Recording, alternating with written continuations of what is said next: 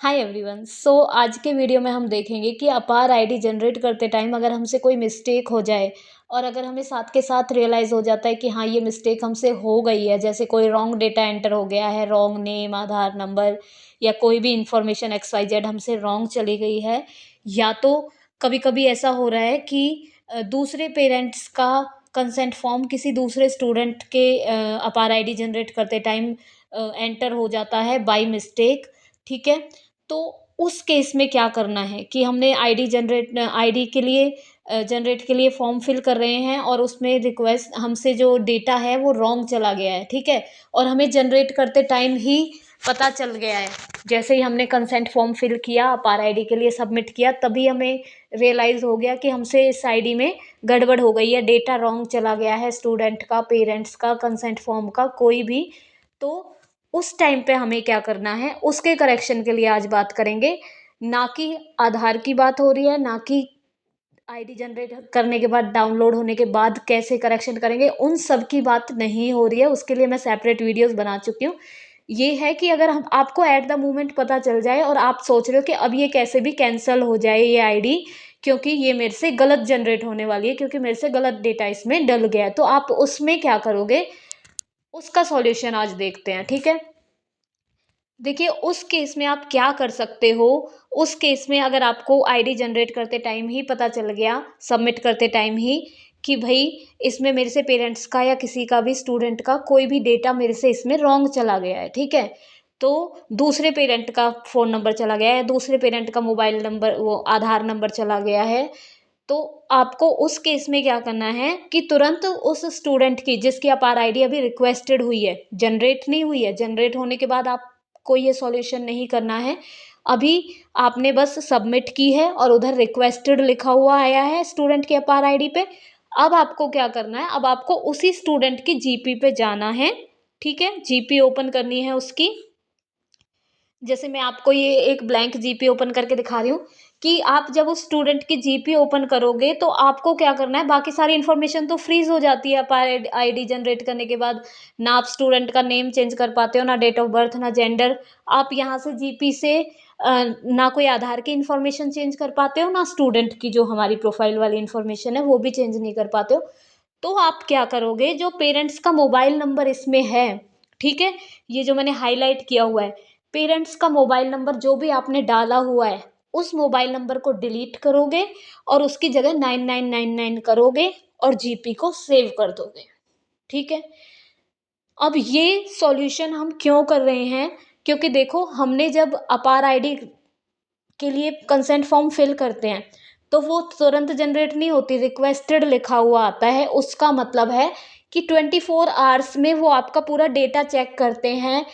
जो सिस्टम है उसमें पूरा डेटा चेक होता है आधार का, कि स्टूडेंट के आधार में क्या डिटेल्स हैं। फिर ये फ़ोन, यहाँ से स्टूडेंट की जीपी का डेटा चेक होता है कि वो मैच हो रहा है या नहीं हो रहा। फिर वहाँ से ये फ़ोन नंबर भी फैच किया जाता है पेरेंट्स का, और कि इस नंबर पे आपका जो जब आपकी अपार आईडी जनरेट हो जाती है तो जो नंबर यहाँ पे दिया हुआ है, इसी नंबर पे वो जाना होता है, मैसेज जाना होता है कि स्टूडेंट की अपार आईडी जनरेट हो चुकी है। ठीक है, तो अगर आप यहाँ से ये नंबर 9999 कर दोगे तो आपकी जब आईडी प्रोसेस होगी तो वो जनरेट नहीं होगी।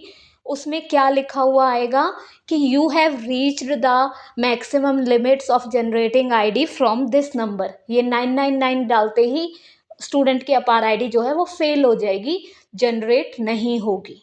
ठीक है, और फिर जब आप नेक्स्ट डे देखेंगे उसे तो उसमें फेल्ड का मैसेज आ रखा होगा और नीचे यही वाला मैसेज आ रखा होगा कि you have reach the maximum limit, ये वाला।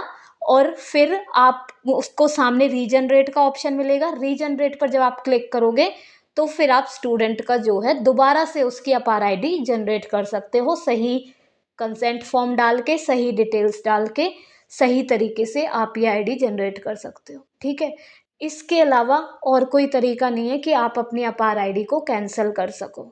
ठीक है, क्योंकि ना हमें कोई लिंक दिया हुआ है, ना हमें कोई बटन दिया हुआ है, हमें कहीं से कोई ऐसी एक्सेस नहीं दी हुई जिससे हम दोबारा वो फॉर्म, कंसेंट फॉर्म निकाल के उसे चेंज कर सकें, या फिर स्टूडेंट की अपार आईडी का डाटा जनरेट होने से पहले ही निकाल के उसे चेंज कर सकें।